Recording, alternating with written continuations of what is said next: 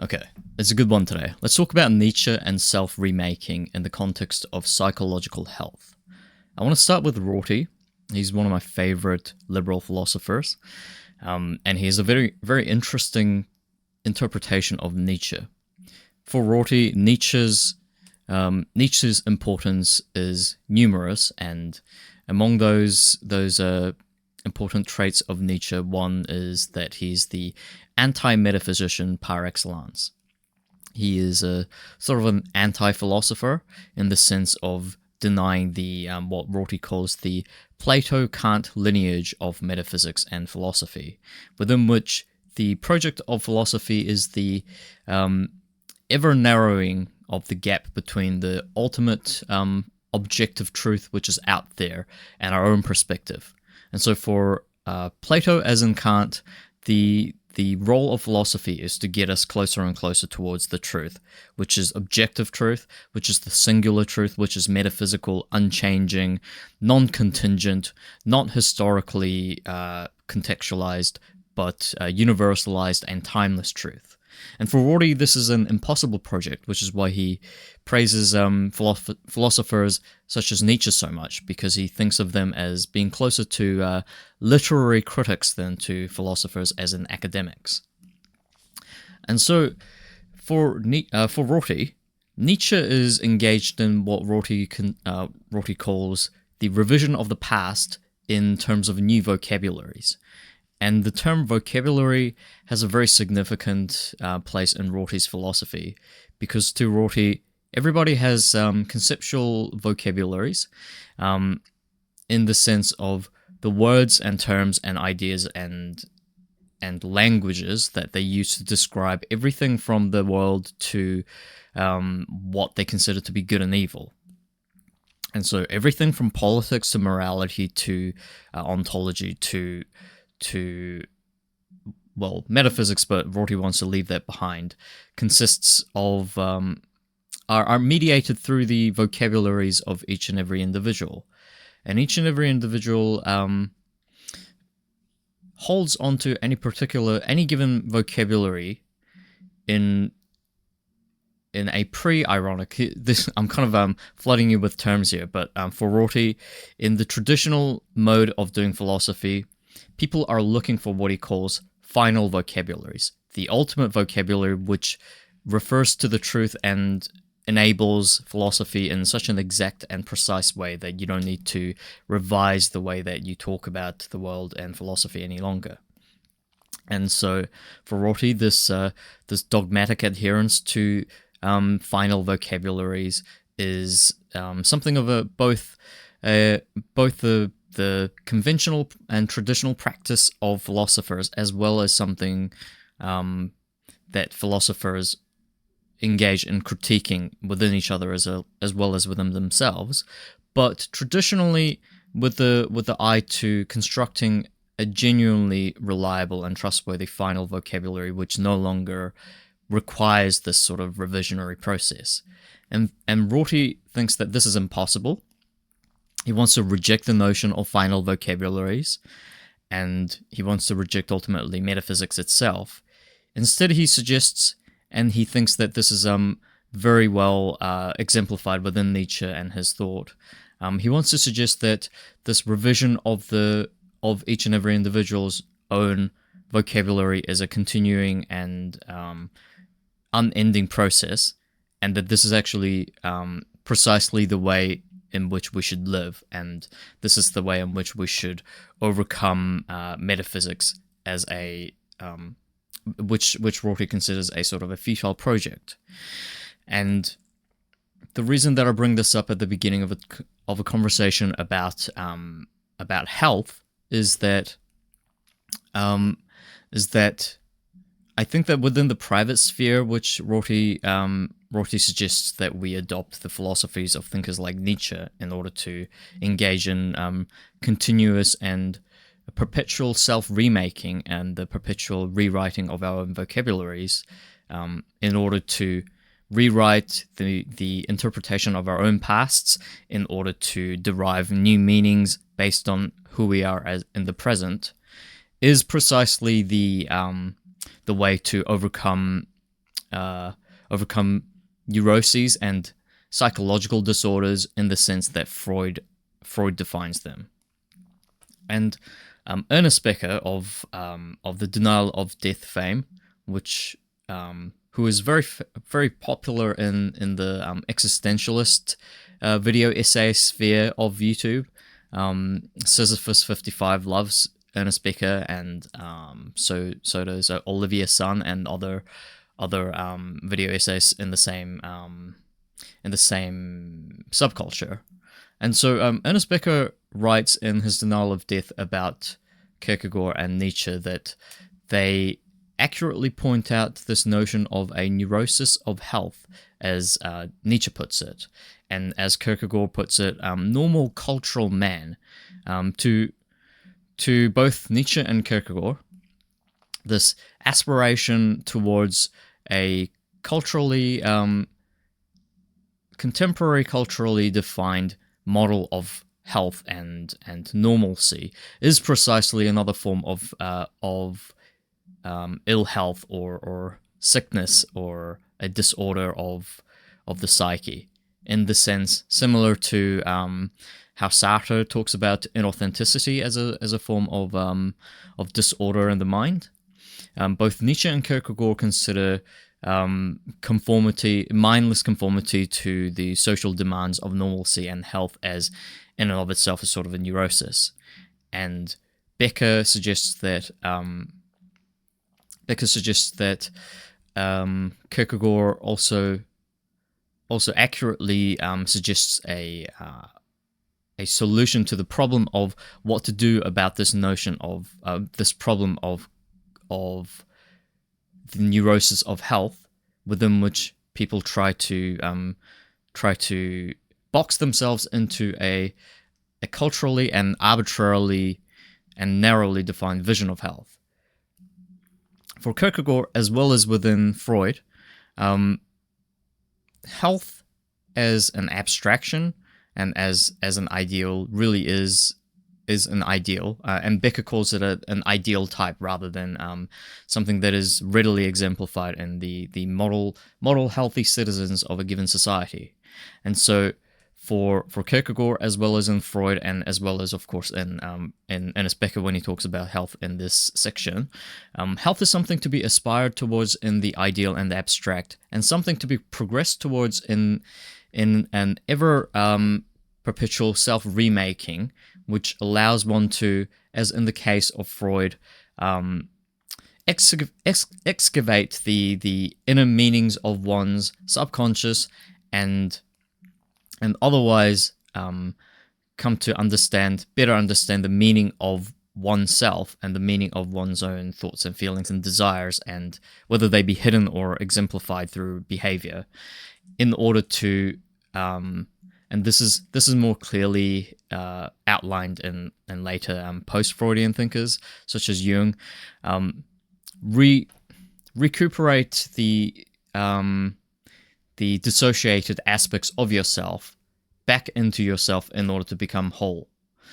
And this is something that is a perpetual and ongoing project for every human being. And this, in particular within Kierkegaard, is something that you attain or attempt to continue to attain through self-transcendence. And so for Kierkegaard, health is self-transcendence rather than some normalcy of or a homeostatic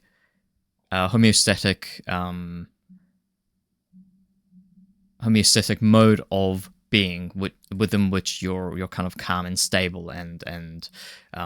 display sort of an average of how you are from day to day. For Kierkegaard, as well as for Nietzsche, health is a matter of continual change, continual development into something greater than you were before. And this is, of course, an extensive component of Nietzsche's philosophy, because for Nietzsche, health is all about the feeling of power, the expression of the will to power, the sense that your power is growing, and the sense that you're ever more accruing power and overcoming your own self, even as you become something different from the self that you were before. This to Nietzsche is health. It's not a state of being so much as a process of becoming. And so I think to tie it all back into the notion of self-remaking and health, in particular psychological health, I think looking at Nietzsche's methodology of what he calls genealogy is quite interesting, especially when you compare it to Freud's own methodology of psychoanalysis. So for Nietzsche, genealogy is first and foremost a historical or a pseudo-historical kind of a methodology. You might look at, for example, the value of truthfulness and honesty within Christianity, and traditionally this the genealogical or historical analysis within philosophy has been to try to trace the origins of a particular idea,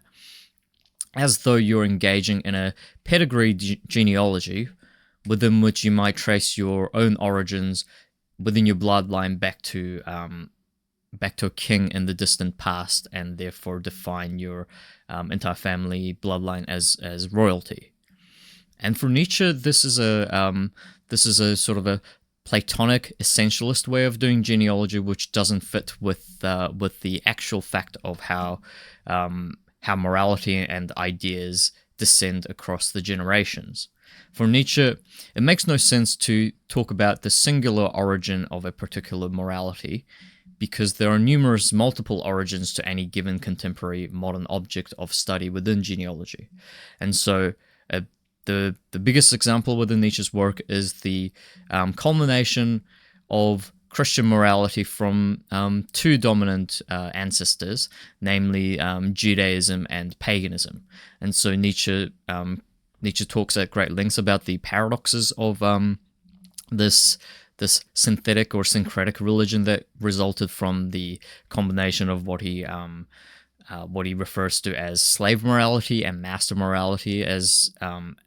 exemplified through Judaism and paganism, respectively, and especially as referring to in reference to slave morality. Nietzsche also mentions that when the defeatism and resentment of the slave becomes creative in and of itself, then slave morality results, because the creativity of the slaves attempt to raise a sort of a revolution within morality against the masters through the inversion of what has been hitherto considered good and bad merely as a fact of life, namely us good, not us bad, from the perspective of the warrior nobles, who don't put any further thought into the sort of abstract metaphysics of morality in the way that the slave moralists have done. And so for Nietzsche, this methodology of genealogy allows us not to trace back our pedigree and retain the essence that we have inherited from, say, our noble origins, but rather it's a mode of analysis that enables the severance of the past from the future in order to further enable and facilitate the remaking of the self. So, namely, for Nietzsche, when he engages in the genealogy of morals as pertains Christianity, it is something that allows him to then point out the arbitrariness and contingency of morality within Christianity, and therefore discard it as something that doesn't need to continue on into the morality of the future any longer. And in a very similar manner, and this is not so peculiar because Freud really did plagiarize Nietzsche and try to cover his tracks, going so far as to tell his inner Freudian circle not to tell anyone else that he's read Nietzsche, despite having owned the entire collection of Nietzsche's works, until after his masterpiece, The Interpretation of Dreams, has been published. And so it's no surprise that Freud's methodologies bear resemblance to Nietzsche's own genealogical methodologies. Only with Freud, we see that this is applied to an individual, whereas with Nietzsche, he begins with the metaphysical and begins with the historical in order to bring it back to the individual. With Freud, we begin with the excavation of the sort of the, I suppose, structurally, it's a sort of a genealogy of your own inner thoughts and desires and feelings. So within Freudian psychoanalysis, the object of the dream is interpreted not according to the symbolisms that are manifest directly within the dream per se, as distinct from everything else, as we might say if we are reading, if we are doing formalistic sort of literary criticism, and we're focusing on the words themselves and deliberately eschewing any discussions of the authors and the author's intents or the author's historical background and so on. Freud suggests that we must necessarily look to the history and the genealogy behind the symbolisms that emerge within dreams when the grip of the superego and its repression on the mind is weakened. And so always Freud suggests look at the rest of the life of the individual. Say, look at what happened the day before the dream occurred. Look at what is going on within the patient's life. Look at what else the patient thinks and feels and mentions within the session, and discuss with the patient himself or herself about what he or she might think the dreams mean and what else comes to mind when engaging in free association about the symbolisms of the dreams. But ultimately, once Freud or the Freudian analyst is able to capture the full extent of the genealogy of the dream, insofar as this is available to the analyst and the analysand, the same kind of a Nietzschean severance with the past then becomes the primary goal of the session and of the treatment, because and this is quite different from the repression of the past, which is what hides away the origins or the genealogy, the multiple origins of the neurosis and the symptoms and the symbolisms in the patient and to begin with. This is quite separate from repression. Rather, this is something of a severance of the power of the desires or the repressed desires or the guilt feelings and the shame feelings and so on, which have been transmitted through the genealogy of the dreams or the genealogy of the repressed, incompletely repressed desires, which, by the way, Freud suggests is the etiology of neuroses. By tracing back the genealogy and enabling the patient to process and come to terms with the desires that were hitherto hidden away from himself or herself, the power of the power of the incompletely repressed desires is weakened, and the patient can therefore become cured from the neurosis, which only really exists because they have never come to terms with or reckoned with the incompletely repressed desires. And so all of these different modes of looking at the past, whether it be Rorty's Nietzsche and Rorty's own ideas of remaking, self-remaking as a rewriting of one's own final vocabularies into new vocabularies rather than aiming for final vocabularies, or Becker's Kierkegaard and Nietzsche as renouncing the sort of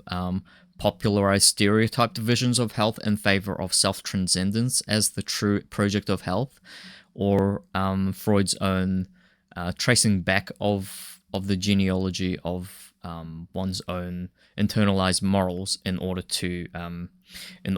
prune away at the dysfunctional aspects of this such a genealogy, and therefore also remake the self and the patient as the patient. I think that this is a very useful sort of application of philosophy and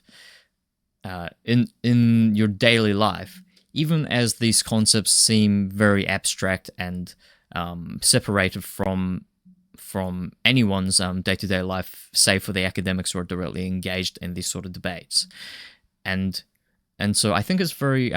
useful. Again, I think useful is such a powerful praise when it comes to philosophy. I think, as a pragmatist, that is the greatest praise you can heap upon any kind of a theory or a model within philosophy. It's useful to think of even metaphysics as literally a sort of therapeutic affair, as Wittgenstein suggested, because I think that, and Rorty is quite right here, very much so, common sense is metaphysical. And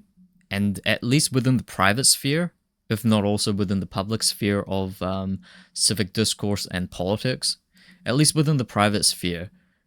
freeing ourselves from the confines and restrictions of commonsensical metaphysics really is the most powerful and effective means of self-remaking.